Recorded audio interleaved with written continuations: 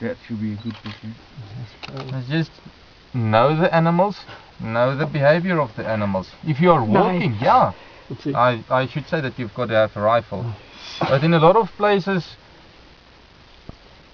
yes, the guides, they do have rifles, but if there's any need to fire a shot, or yeah, to fire a shot to an animal when you're on a vehicle, then you're fired.